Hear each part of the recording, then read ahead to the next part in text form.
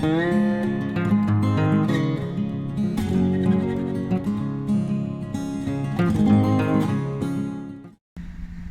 I'm Dana. I'm here today with the Victoria Tool Library to teach you all about dehydrating with this wonderful dehydrator that you can loan at the Victoria Tool Library. Today I'm going to run you through two dehydrator meals, one which is an easy spreadable hummus, and the second which is a full dinner made of cabbage and ground beef. Today we're on the territories of the Wasanic and Lekwungen peoples of the Songhees and Esquimalt nations. For me, it's incredibly important that we know whose territory we're on, especially when we're out in the backcountry camping, which is one of the places where I normally turn to dehydrated foods when I'm out on long multi-day hiking trips. If you're out in the backcountry this summer, make sure that you know whose territory you're on and that you have permission from the nations to be there. It's incredibly important, especially during COVID. The very first thing that you should do when you're dehydrating is make sure that you are at a clean workstation and that you've washed your hands many times. It's really important that everything be clean so that you're good and food safe. You can dehydrate just about anything. Fruits, vegetables from your garden like kale or radishes, even things like seaweed. You can also actually do meats and fish as well. There are, however, things that you really do not want to dehydrate because they will go rancid and you will not be able to eat them. You shouldn't ever dehydrate things like butter, things that are high in fat content like avocados or eggs. There are, however, some alternatives. You can normally go to stores like the Bulk Zone and get dehydrated eggs that are industrially made, but you should never try and make those on your own at home. The first thing we're going to dehydrate today is hummus. Hummus is a favorite snack of mine when I'm out hiking because when it's dehydrated, it's super lightweight, it's really dense in protein, and it's just delicious. I love it. So what we're going to do is spread it out on one of our dehydrator trays. The Excalibur has these really lovely square trays. Sometimes you can get them with solid mesh on top. But because we don't have that, what we'll do is just cover it with a little piece of parchment paper to make sure none of the hummus goes through when it's dehydrating. So when I am dehydrating hummus, you can do it with homemade hummus, or like I do, you can use store-bought hummus, but you want to choose a hummus that isn't really oily because, again, if something's very oily, it will impede the dehydration and it won't keep as long. So here we just have a normal, not super oily hummus. All you have to do, nice and easy, scoop it out and spread it on your parchment paper on the dehydrator tray. And for everything that you do when you're dehydrating, you want to make sure that it is as thin as possible and as even as possible so that it dehydrates quickly and evenly.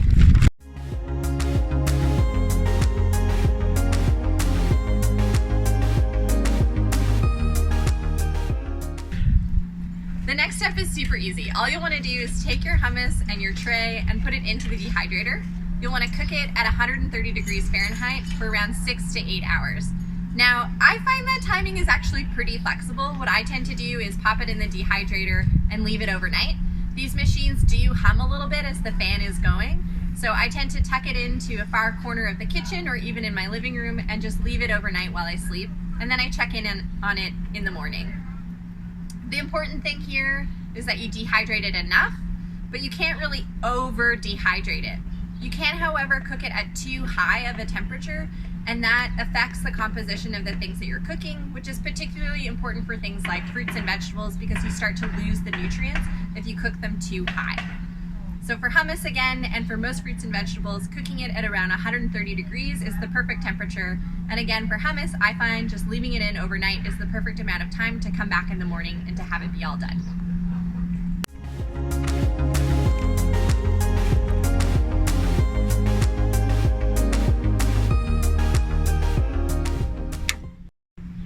So after about 6 hours, you're going to want to check in on your dehydrator and pull it out. And as you can see here, it's completely dry. You may see a little bit of grease on it too, especially depending on the hummus that you're using. But here you can see that it's nice and dry and crumbly, ready for storage. So rehydrating your hummus is super easy. All you're going to want to do is take your dehydrated hummus in a little bowl, or if you're out camping, I highly recommend using one of those big Ziploc bags, but make sure it's watertight. And then you just add in water and stir it around until it's your preferred consistency. What you can also do, especially with things like hummus that you don't want to eat hot, is add water and stir it around when you're making your breakfast at the beginning of your hiking day, and leave it to soak up that water until lunchtime, and it should be ready to go. You can also bring a little container of olive oil with you to add into the hummus mixture, and that helps bring back some of that consistency that you would have for hummus that you would buy in the store.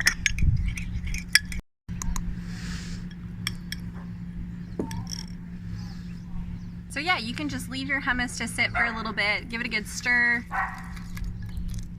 and it should be a nice edible consistency.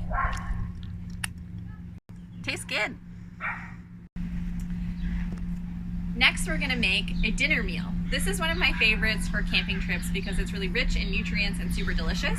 It's a slaw with ground beef or ground pork. So the first thing we're gonna do is prepare our Asian slaw. And there's a lot of ways that you can do this, but what I like to do is to use Napa cabbage that I soak overnight with soy sauce and rice wine vinegar. So what I've done here is I've taken a Napa cabbage and I've sliced it up as evenly as possible, and then I put in a 1/4 cup of rice wine vinegar and a 1/4 cup of soy sauce, mixed it in with the cabbage, and then I left it in the fridge to soak overnight. So what we'll do with this cabbage is very straightforward. We'll just take one of our dehydrator trays and we just sprinkle the slaw evenly across the tray. And again, there's no like magic to this. You can't really go wrong, but know that it will shrink up quite substantially. And the other thing that I like to do is just to shake it out a little bit before I put it on the tray, because obviously you're trying to get rid of all the water, all of that moisture, so you don't necessarily want it soaking and dripping in soy sauce as you put it on.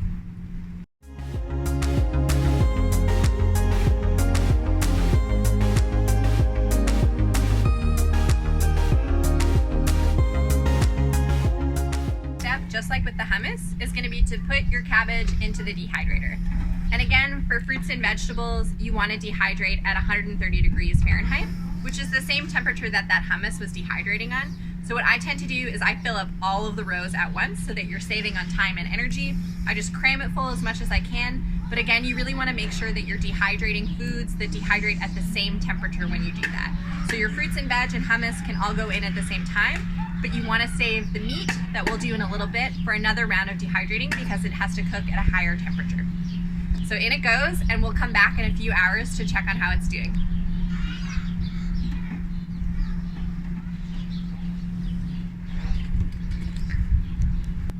So after about 6 or 8 hours, you're gonna wanna come check on the cabbage and see how it's doing.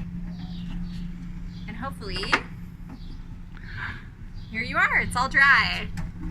So when you're looking at your cabbage, you wanna make sure that it's nice and crunchy, totally dried through, and this looks perfect. So we'll just set this aside and prepare the storage. The other thing I'll say too is that you can do this with many other vegetables. So what I've done beforehand is I dried out some red peppers, which you can see I just sliced thinly and put in the tray like I did with the cabbage. So you can add that to your slaw. You can also do carrots, and I've also done some snow peas as well. So you can see those are all done. With snow peas, all you have to do is wash them and cut them up, put them on the tray, and then they'll dehydrate and they'll be nice and crispy once you're done. So again, all of your fruits and vegetables can be cooked at the same temperature, 130 degrees Fahrenheit, and they all take around the same time, give or take a little bit depending on how big or thinly sliced your vegetables or fruit are.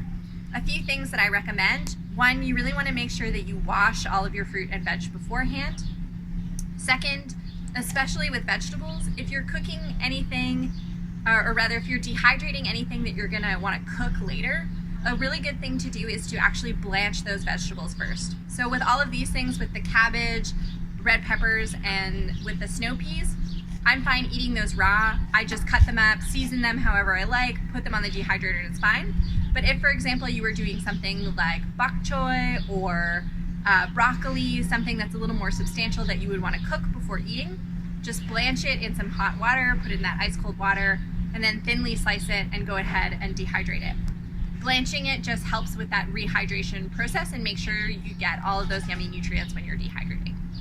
So to blanch your vegetables, all you'll want to do is take that broccoli or bok choy, whatever vegetable it is, dunk it in boiling hot water for just a few seconds. With broccoli and bok choy, you'll see it get that bright green burst of color, and then you pick it up out of the boiling water using a little sieve or tongs and dunk it into a bowl of ice cold water to stop it cooking immediately.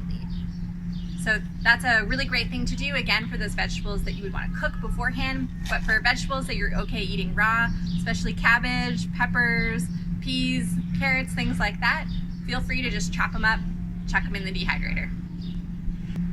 Okay, so the next step that we're going to take in our dinner recipe is to make some ground beef. So for this recipe, you can use either ground beef or you can use ground pork. But what I recommend is that you use super lean ground beef or lean pork. You want to make sure that the fat percentage is under 15% and as close to 5% as possible.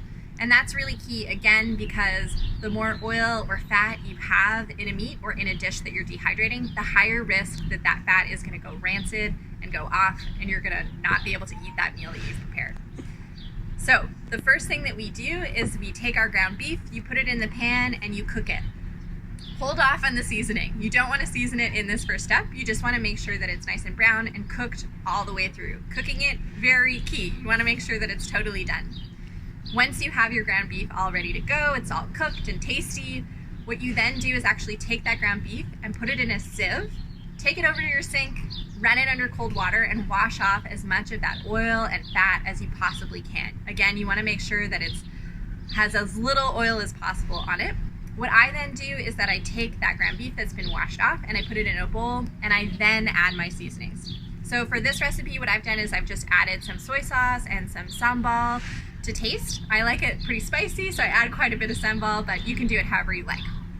Once you've done that and you have your ground beef, you want to lay it out and pat it off with a paper towel to, again, just make sure that you're taking up some of that moisture, the excess seasoning, but also, again, to make sure there's no oil or fat on there. Okay, so the other trick that you can use for dehydrating things like beef or ground pork is breadcrumbs.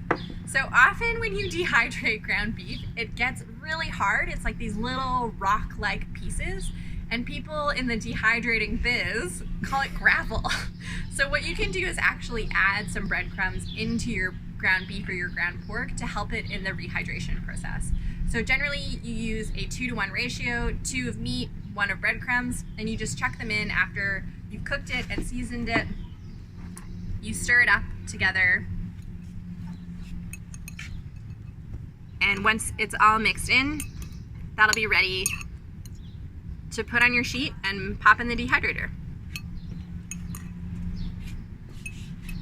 Okay, so once you have your meat all cooked, it's seasoned, you've got your breadcrumbs in there, all you have to do is lay a parchment paper out or get your dehydrator plate ready and just chuck it on and spread it out evenly.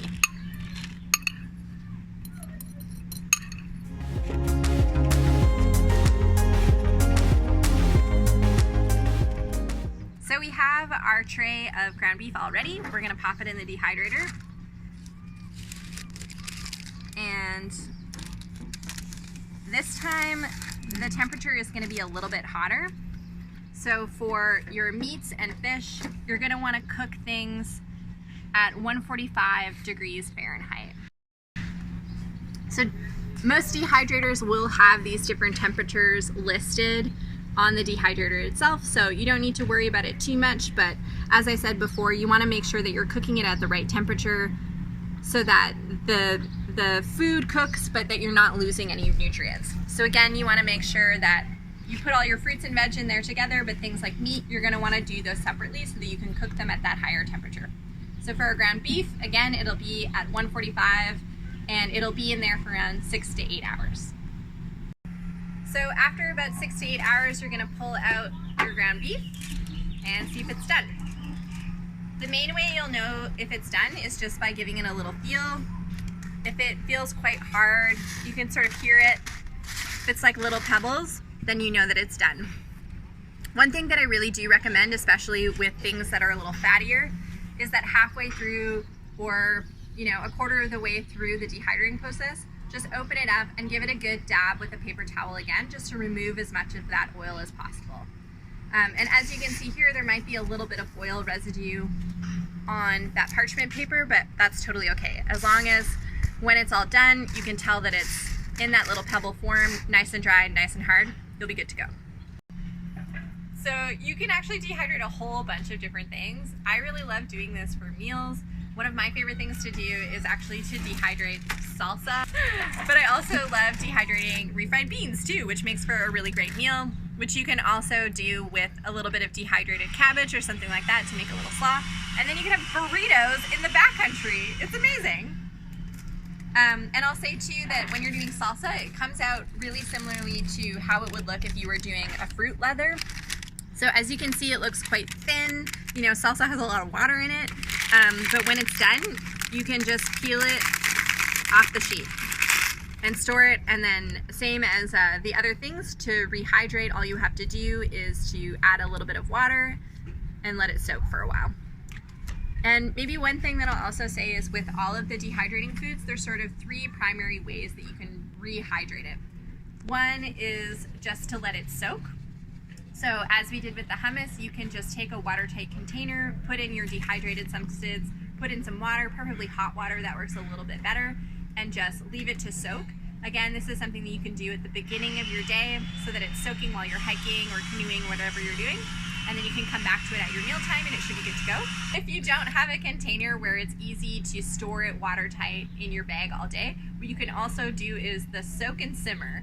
So you can just put it in a pot, add in some hot water, let it soak for a little bit, or you can put it on the stove and actually simmer it a little bit while that stove is going, and that will let it rehydrate.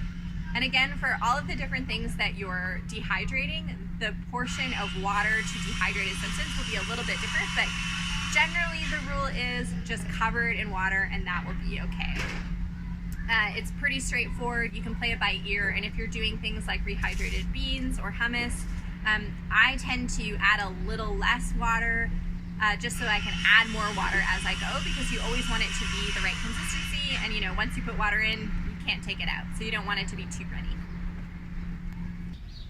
So the next phase in this process is just to store your dehydrated goods. So you can do this a number of different ways. The easiest way really is just to get a little plastic container, or I use big Ziploc bags. You can chuck your dehydrated food in there, just make sure there's as little air in it as possible. And you want to store it in a cool, dark place. The amount of time you store it is going to depend on what you're cooking, but a really good option that I prefer, especially for camping, is to vacuum pack any of my goods.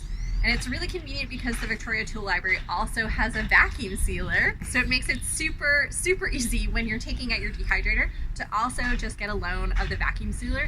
That way when you're done dehydrating your food, you could prep it and it'll all be ready to go when you're on your trip. So the first thing to do is just to take your roll and to cut it out so that you have enough space to store the dehydrated goods in. So they do have little markers on them, but of course you're gonna wanna leave enough room not only for the goods, but also to make sure that you have a solid double seal on either side. When your food is all ready to be stored, you should be good to go. Great meals that will be ready, really easy to rehydrate wherever you go camping this summer. We hope it's close to home. One thing that I will also add is that dehydrating your meals, while it might take a little more time, is super cost effective. You can buy those pre-dehydrated, freeze-dried meals from MEC or other hiking stores, but they're really expensive. This is a super cost-effective way to create meals that you can take with you backpacking, and they tend to be a little more delicious, a little more cost-effective, and they pack great and store for a long time. So it's a really, really good option. And it's made super easy by having that dehydrator and the vacuum sealer at the Victoria Tool Library. One thing that I'll also say is that when you get the dehydrator from the Victoria Tool Library, it does come with this nice little guide. So it goes over a lot of the lessons that we talked about today. It also has some nice recipes. There are tons of recipes online for different things that you can dehydrate. There's so much that you can explore. Fruit leathers, banana chips, you know, we did salsa. There's tons of stuff that you can dehydrate and it's all super delicious. So we hope you have a great summer hiking, enjoy those dehydrated meals, and don't forget to check out the Victoria Tool Library website for more workshops and online tutorials, as well as to take out the dehydrator. Happy trails! Big, like, industrially So you can dehydrate a whole... Things you cannot dehydrate. Bandsaws.